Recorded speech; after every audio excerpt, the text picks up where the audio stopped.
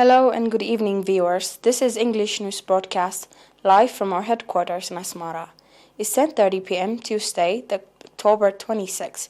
I'm the reporter Mira Mehanis with your daily updates, and here's a rundown of the top stories we're covering. Announcement from the Ministry of Health.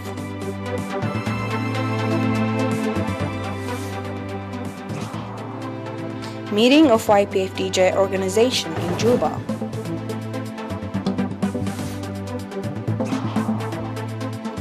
Egypt's LCC lifts state of emergency in force since 2017.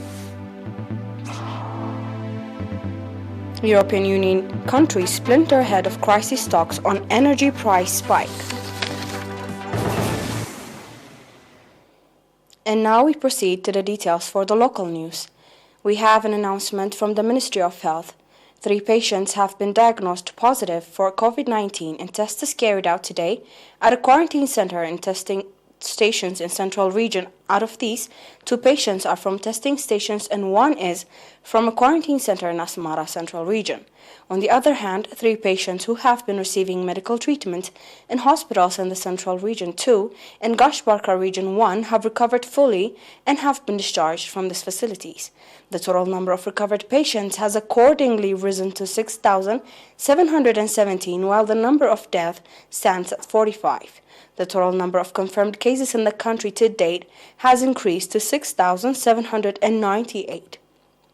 Ministry of Health, Asmara, 26 October 2021.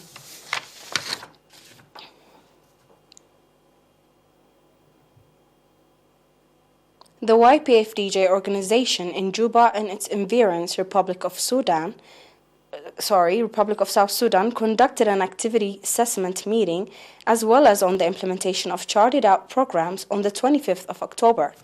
Speaking at the occasion, the Vice Chairman of Organizational Affairs, Mr. Takhla'ab Barakhatab, said that the objective of the meeting was to revive the activities of the organization that have been temporarily suspended due to the COVID-19 pandemic. At the seminar that was conducted under the topic Role of YPFDJ in Combating Current Challenges, Mr. Fuad Mohammed, Head of Public and Community Affairs, called on the youth to strengthen organizational capacity and political awareness and play due part in the nation-building process. The participants on their part expressed readiness to strengthen organizational capacity and integrate resources and contribute their part in the success of the overall national development programs. In the same vein, Eritrean nationals in the city of Yei, Republic of South Sudan, contributed $1,000 towards augmenting the Martyrs Trust Fund.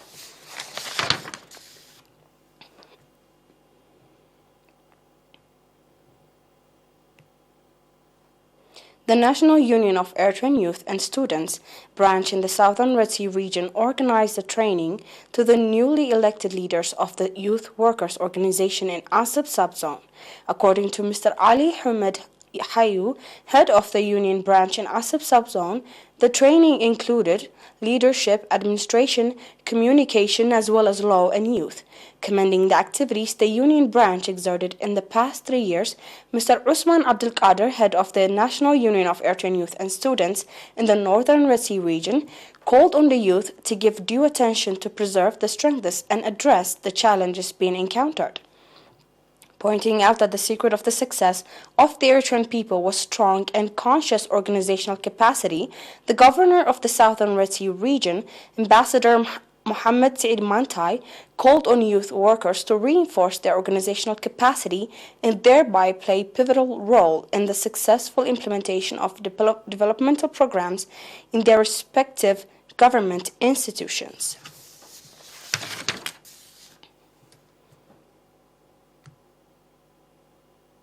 We'll be back with the international news after this short break. Stay with us.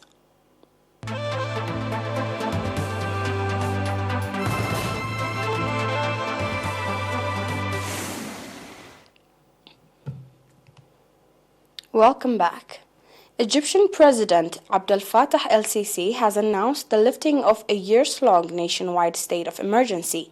The measure had been in place since the April 2017 bombings of two churches by an affiliate of the ISIL armed group that killed more than 40 people and wounded dozens more. Prominent Egyptian activist Hossam Bagat welcomed the decision, saying it would stop the use of emergency state security courts, although it would not apply to some high-profile cases already referred to such courts. The country has for years been battling armed unrest, with the attacks largely concentrated in the northern Sinai Peninsula, but occasionally striking elsewhere too. Rights groups say the state of emergency, coupled with the government's effective ban on protests since 2013, has helped it in crushing dissent.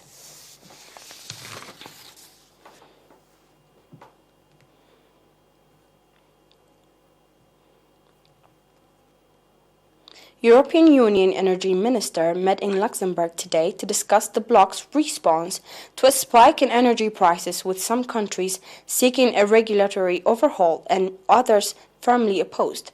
European gas prices have hit record highs in autumn and remain at lofty levels, prompting most European Union countries to respond with emergency measures like price caps and subsidies to help trim consumer energy bills.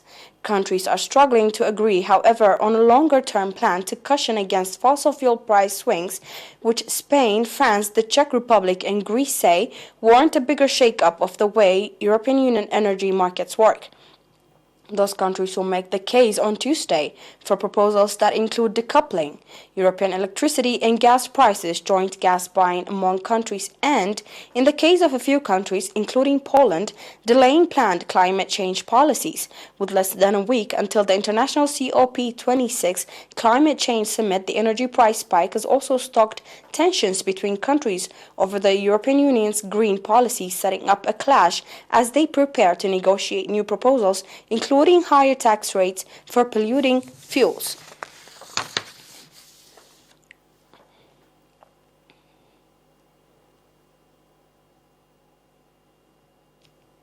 The U.S. National Hurricane Center (NHC) and local authorities said Hurricane Ric's strong winds lost some steam as the storm moved further inland on Monday, though its heavy rain still had the potential to trigger flash flooding and mudslides.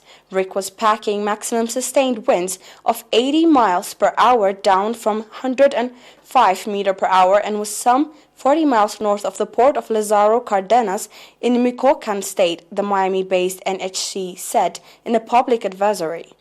Ric was forecast to move further inland over southern Mexico throughout yesterday and possibly today, and is expected to produce 5 to 10 inches of rain, with isolated storm total amounts of 20 inches across parts of the Mexican states of Guerrero and Michoacán through Tuesday. The heavy rains raised the water levels of rivers and streams and caused flooding in low-lying areas. Officials in Guerrero and Michoacán, as well as the coastal states of Colima, Jalisco, and Nayarit, were opening shelters in areas expected to get downpours.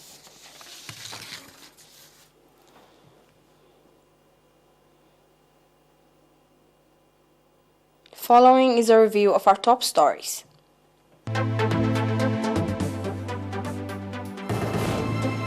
Announcement from the Ministry of Health.